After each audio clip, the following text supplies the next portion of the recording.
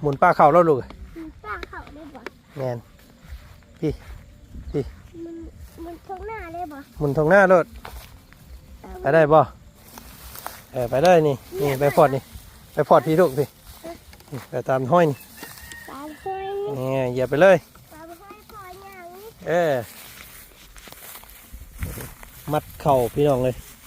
มัดเข่าเรียบร้อยแล้วป้าลุงเลยเนาะมืออื่นเพื่อนแหละสิคนมาพี่ลูกแอนกลับมาตามพอมาตามมา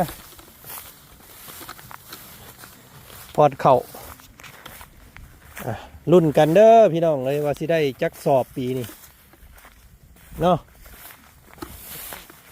ลูกสาวมานี่ก่อนหน้าเกลือปลาอึ๊บเนาะอาหารปลาแช่กระปุกไอเกลือมุงได้ลูกพุ่นบอกพี่เนาะเอ้าก่อนอื่นสบายดีป้าลุงก่อนสบายดีเนาะมาเบิ่งป่าก่อนมื้อนี้พี่น้องเลยเป็นยังคันบ่มียังพาสาวตะดำเพิ่นมาเกลือปลาพี่น้องมื้อนี้พี่บ่แต่บรรยากาศตอนแรงๆพี่น้องเลยมื้อนี้เนาะทักทายสบายดีพ่อแม่พี่น้องกันเบิดสุขุสุคน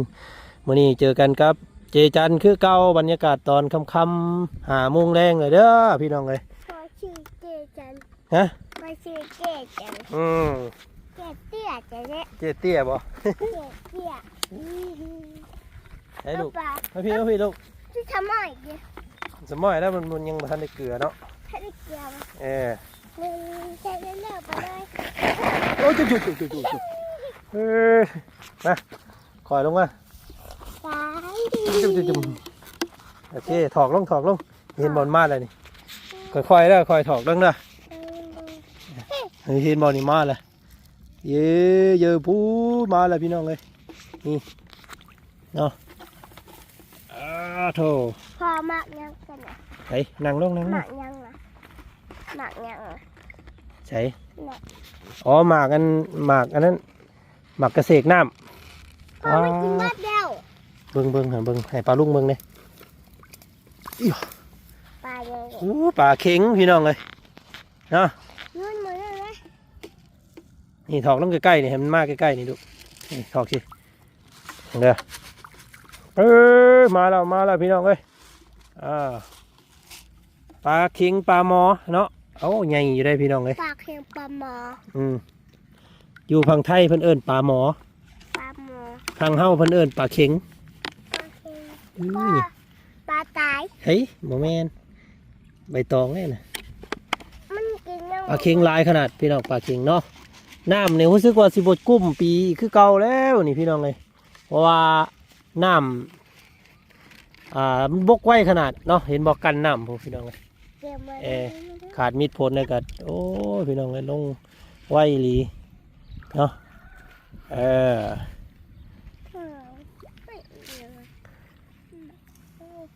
ใบหมักกระเสกให้ดูกระเสกน้ำอย่าต้องมันดูท่อห้อยให้ปลากินลูกไว้ลงให้มันหอดดินเลยปลามันบ่ได้มันบ่โยเทไปไกลจวดว้ามันตกเด้มันกินด้วยจับกันไม่ต้องลงสิตกน้ำขึ้นมาตกน้ำคือปลาจุ้มลงหันว้าอย่าเด้อพอสิเฮ็ดเด้อปุ๊บนี่ว้ามันคือมาเนาะมาแล้วมันเดิมมาแล้วพี่น้องเลยกุ๊กมาแล้วปลาเห็นบ่คือพี่นั่งบอกว่าแต่มันมาอยากกินได้มันย่านเนี่ยมันย่านเสียงลูกเลยโอ้มาแต่ทางนั้นพี่น้องเลยโธ่ยังไม่ได้กินเพราะพี่เล็กพี่น้องไงมีแต่ทางอันเมน้องวินเนอร์เพิ่นกับป้าลุงเพิ่นตึกเล็กๆหน่อยๆเนาะบ่ได้กินเพราะปานใดยังหลายอยู่หรอกปลากระไดพี่น้องเลยติดตามเบิ่งอยู่เนาะ พ่อปลากระโดด อืม ปลากระโดด อืมนี่ยังบ่ทันใหญ่ปานใดปลาเค็งก็พอดีซ้ำ2 นิ้วเนาะปลานิ่นก็ประมาณ3 นิ้วอย่างไรแล้วก็ส่วนใดปลาขาวมันเนาะเอิ้นปลาขาวมันบ้านเฮาเอิ้นสิใหญ่หลายพี่น้องสิใหญ่ไว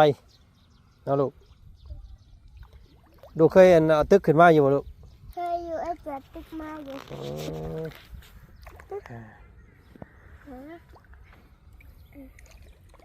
อ๋อผู้ปลาอันควันน้องก็มีพี่น้องไอ้ปลาที่ว่าแบบว่าเฮาลงได้มันติ้นนะเนาะแต่ว่าบ่ค่อยเห็นฮึยังหั่งน่ะ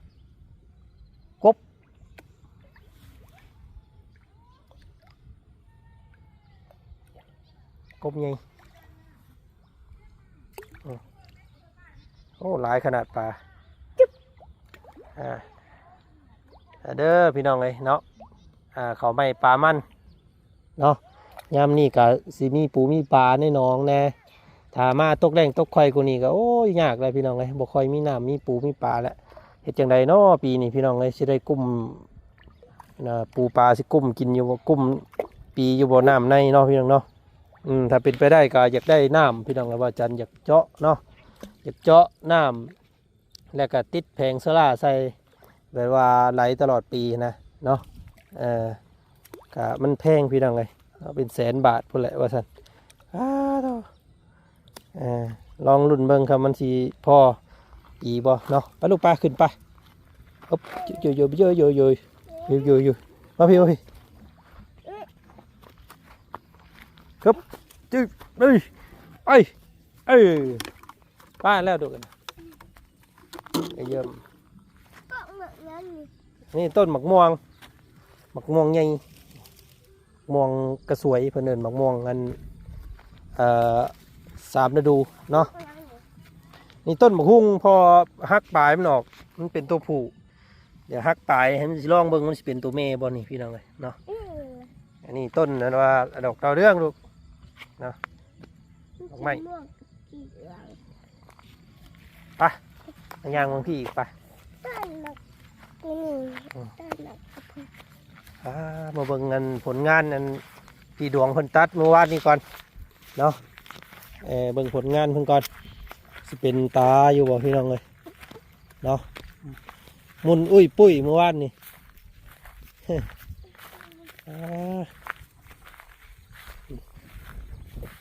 อุ้ยโอ้แห้งบ่ทางนี้เนาะเกี่ยวเมื่อวานนี่ตัวนี้พี่น้องเลยมื้ออื่นเช้ายังมัดเนาะมัดแต่ตอนแรกขนขึ้นเลยสิปั่นเลยมื้ออื่นก็ว่าเป็นไปได้อันนี้ต้นนั้นว่าหมากดินจีพักกัดนี่ แม่นหมากดินจีใหญ่ พักกัดนี่พอไป บ่งกัดไปปูปะบานนี้หลายคนเฮาเฮ็ดได้ลูกเฮาสิไปพี่บ่ได้เด้เมื่อมุงเก่าพุ่นลูกมื้ออื่นจังมามัดตัวนี้พี่น้องให้มันแดดอีกเบิดมื้อแรงมื้ออื่นเนาะจังมัดมันลูกว่าหน้าเฮาสิได้จักกระสอบ 2 ศอก ฮะ 2 ศอก ว้าว2 ศอก ก็เลยก็มึง ถ้วยถือให้อันกระสอบหนึงคือเก่าเด้อพี่น้องเด้อไปลูกยางเมื่อถ่วมฮอดหัวเนาะเอาเพื่อนกันเลยหมุนไปเลยปึ๊บเด็ดพาคนหน่อยกันยางพาเข่าพี่น้องเลยมุงใดต่อเพื่อนมันหน่อยไปรถลูกเลยเห็นทางเห็นห้อมไปรถบ่ต้องถ่ายพ่อบอกแล้วมุงใดมันสบายไปเอาพี่เนี่ยปีนท้องไว้อยู่พี่น้องมัดปีนไว้ก่อนมือนี่เนาะมัดปีนไว้ก่อนเพราะว่าต้องเงินให้มันแห้งก่อนแหละเพราะว่าแต่เป็นไปได้ก็สินัดเพิ่นมามืออื่นเลยมาขนน้ำแล้วก็ปั่นน้ำเลยมืออื่นเนาะผู้ขนผู้ปั่น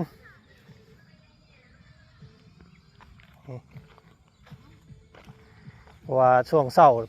หางยันโมทันแหละพี่น้องเลยเพราะว่าเขาต้องมัดปิ้นไว้แล้วก็มืออื่นเบิดมือคนเนาะมือฮื้อเพื่อแหละปั่นมือฮื้อปั่นเรียบร้อยแล้วจังพากันเดินทางบ้านนี้พี่น้องเลยเนาะเพื่อแหละเวียกงานการสร้างงานบ้านซองเนาะพี่น้องเนาะของทางน้องเจือง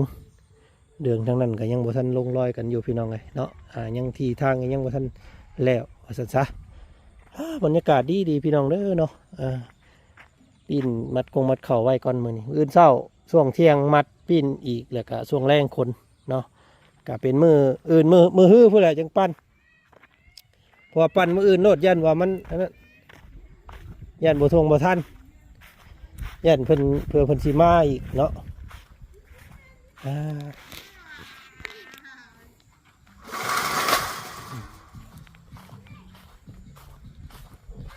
กาศดีบรรยากาศตนแรงๆพี่น้องเลย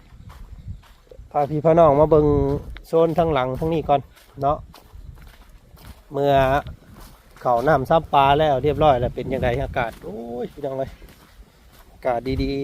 ๆอยู่ให้อยู่หน้าเนาะ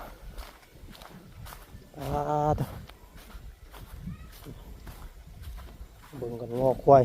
เนาะหญ้าตองย่ำนี่บุ้ดพี่น้องเลยสักหน่อยพุ่นแหละตกแรงสักหน่อยว้ายเนาะหอดอันพอแขกดิพี่น้องเลยบรรยากาศแบบนี้ตัวพอเพิ่นเคยเที่ยวเคยทางเคยลองเคยเที่ยววันนี้บ่เห็นลาวเลยก็ใจหายพี่น้องเลยเนาะกับบ่เป็นยังดอกคำว่าอยู่ในหันละสุขภาพดีแข็งแรงยังสิมีมือออกมาเนาะยันแต่เป็นอย่างอื่นนั่นแหละพี่น้องยันแต่เพิ่นเจ็บเพิ่นป่วยเนาะยันเพิ่นบ่สบายอะไรบ่ได้ปินบ่ได้ปัวเพราะว่ามันคนละสถานที่กันมีแต่ภาวนาให้ทางตู้พอเพิ่นอยู่พุ่นอยู่ข้างในเนาะจงอย่าได้เป็นอย่างเด้อพอเด้อเนาะสุขภาพแข็งแรงลูกเต่าคองคอยถ่ายอยู่เนาะเป็นอย่างไรก็ออกมาอยู่น้ำลูกน้ำเต่าคือเก่าเนาะก็พาเบิ่งบรรยากาศตอนแดงๆพี่น้องเลยนี่โอ้ยังหน้าให้เดียววัดนี่ยังตัวให้ที่ว่าเขาเอาปูเอาปลาให้แหละพี่น้องเลยเนาะเดี๋ยวเห็นเรื่องเนาะยังอยู่ให้นี่ก็สิตกอยู่ประมาณเกือบ100 กระสอบเด้อพี่น้องเด้อเนาะเอาแบบว่าเต็มมิดเต็มหน่วยเนาะ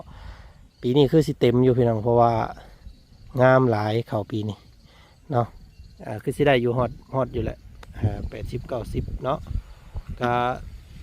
รวมๆแหละสรุปโดยรวมพี่น้องเลยเนาะนาของบ่อจันแต่ละปียางได้กะประมาณ190-200เนาะ200 กระสอบแต่ยางบ่ได้แท้ๆก็100 ปลาย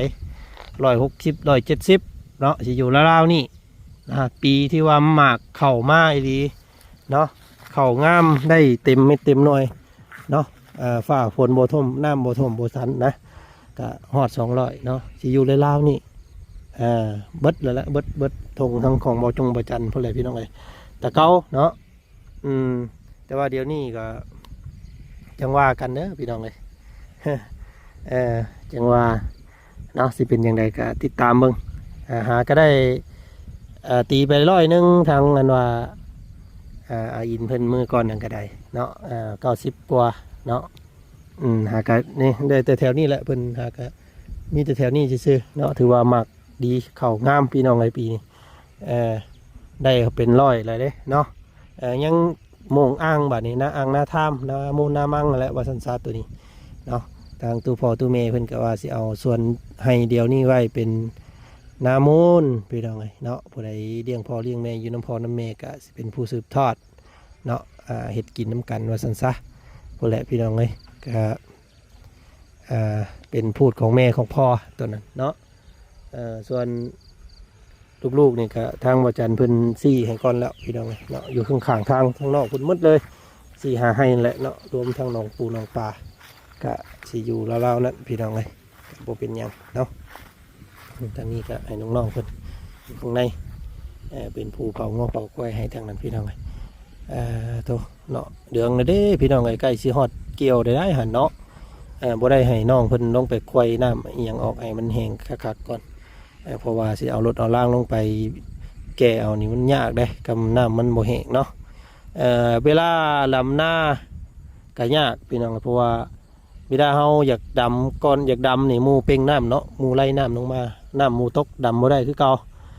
ปกติพี่น้องเลยหากะพากันนิยมเฮ็ดอันว่า